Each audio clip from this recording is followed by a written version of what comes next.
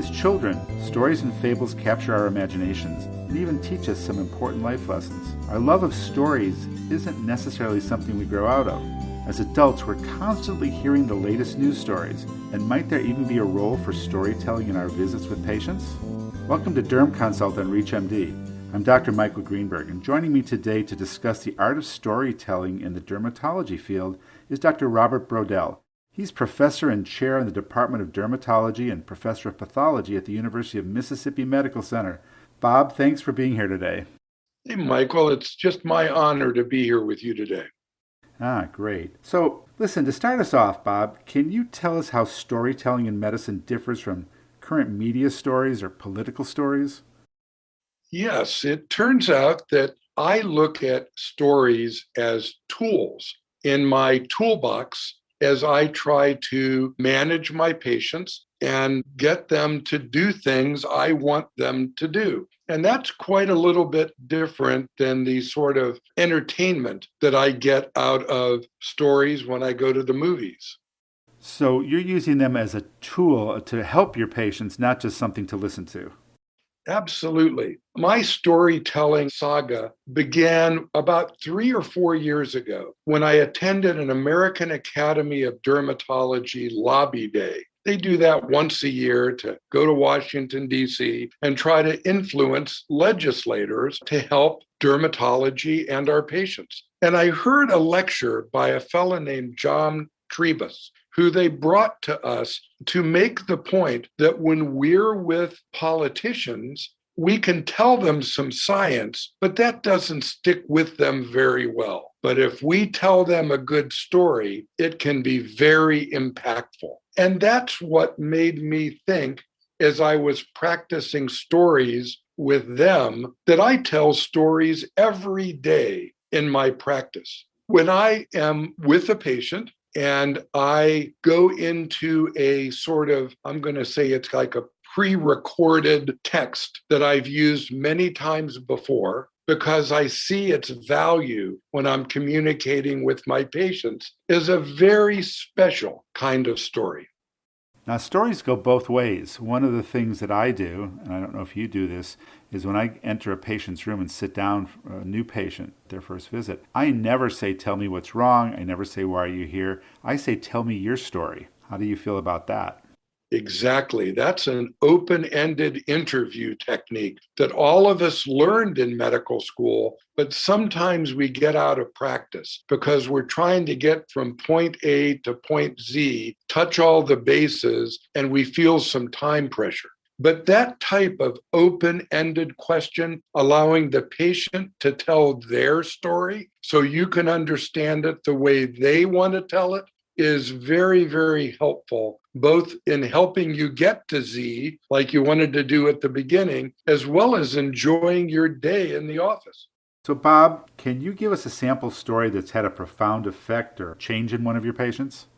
Yes, of course. One of the scripts I use frequently in my practice is for the patient that comes in with their mom, and the patient has severe nodulous cystic scarring acne that's unresponsive to traditional therapy. And I may examine the patient and recommend Accutane, and the mother says immediately, nope, I know about Accutane. I've seen it on the internet, and I'm not going to allow my child to take Accutane. And at that point, I launch into a story and I say, I have 5 kids. 3 of my 5 kids had bad enough acne that I needed to treat them with Accutane.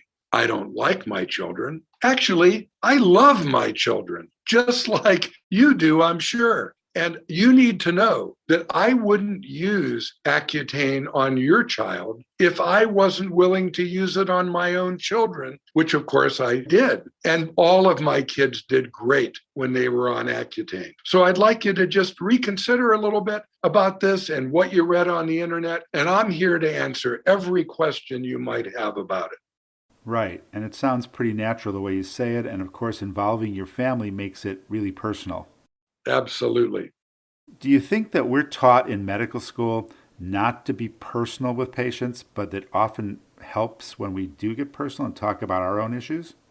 There's a fine line between having an exoskeleton defense that allows you not to be pulled into the lives of every patient, some of which are going to be dying of malignant melanoma and having other terrible, tragic things happening, keeping some distance, but also interacting in a highly personal way, which requires you to know your patients in a way beyond the number of papules, pustules, nodules, and cysts you're counting on their face that day in your office.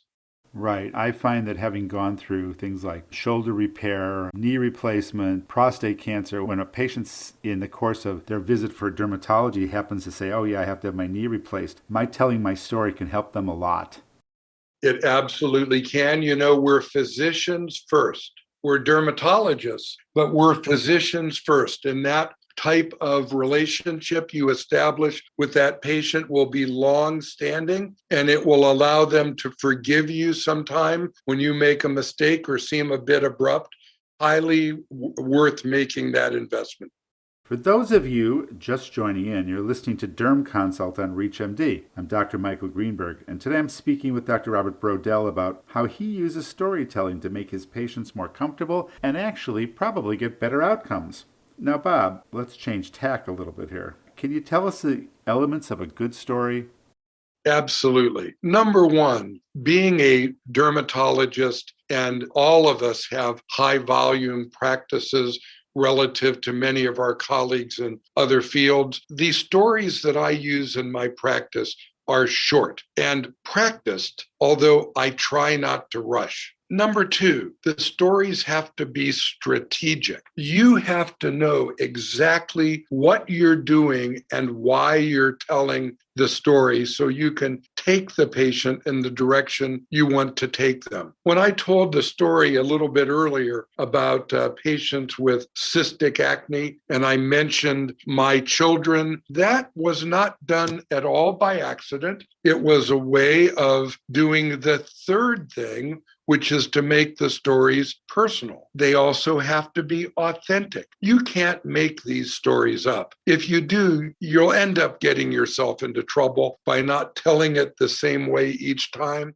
So it's got to be honest, it's got to be authentic. But that personal part of it is critical for you establishing that special relationship you want to have with each and every patient. Fourthly, it's got to be relatable. Now, I guess I'm proving that in this little discussion we're having today that maybe humor isn't my forte. But I like to use humor with my patients as that way to develop that relationship, that relatability with my patient that ties us together with some sort of an emotional connection. And the final thing is there needs to be a hook. What is that thing in this story that's going to be immediately persuasive? And in the story I told about cystic acne and using Accutane, the idea that all of us have issues with our children, but I love my children just like you love your child. That is a hook that is an immediate, persuasive component of this story that allows me to explain that I'm using Accutane for their child just like I did for mine. So those are the things that I try to make sure I have in the stories I tell to my patients. Well, that's great. That's pretty clear. So let's turn that around on its ear for a second. Even when those elements are used and you're telling the story the best way you ever have, aren't there times when the stories just simply don't work? And what do you do then? When that happens, I immediately backpedal, apologize, try to understand what it was in the way I said the story that offended them or didn't have the result that I wanted. And then I may start over again and try it again. And there's something called emotional IQ. And because they call it emotional IQ, it would make somebody think like you're born with it. You either have it or you don't. But I think that emotional IQ is also something that comes with practice. So when that patient has a little frown that develops or a little twitch or they cross their arms, I try to be open to the possibility that my story might not be having its intended effect. and then do my very best to think on my feet and get out of it. Well, what I think you're telling me, at least what I'm hearing from you, is that it's not enough to just tell a story. You have to be very present to the way that the patient is responding to the story, to watch for those clues. We do it in acting all the time. We watch for those emotional little clues, a movement of a body, a shift of an eye, so that you know you're on track. Is that correct?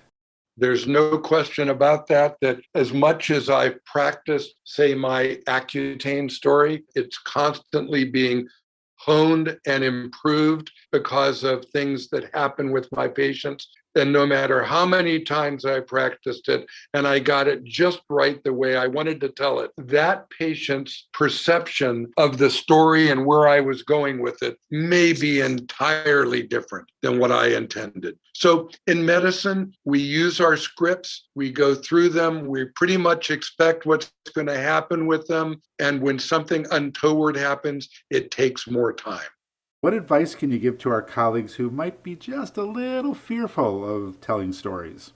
I would suggest that if the listeners think about what they did in the last half a day session in their clinic, they will realize that they too are using stories and maybe be a little more focused on improving those stories depending on the outcomes you're getting. I had a number of other stories that I used with my Accutane patients that I thought were working about 10% of the time with the mothers who had a knee-jerk reaction that their child wasn't going to take Accutane. With my practiced Accutane script that I use now, I think I'm about 50-50 convincing that mother that they should allow their child to use Accutane in the circumstances where it is the right thing to do. So when that kind of thing happens, that makes you want to stick with that script.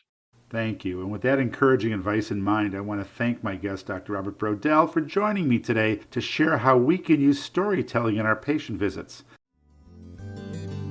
For ReachMD, I'm Dr. Michael Greenberg. To access this episode and others from our series, visit reachmd.com/dermconsult, where you can be part of the knowledge. And thank you for listening.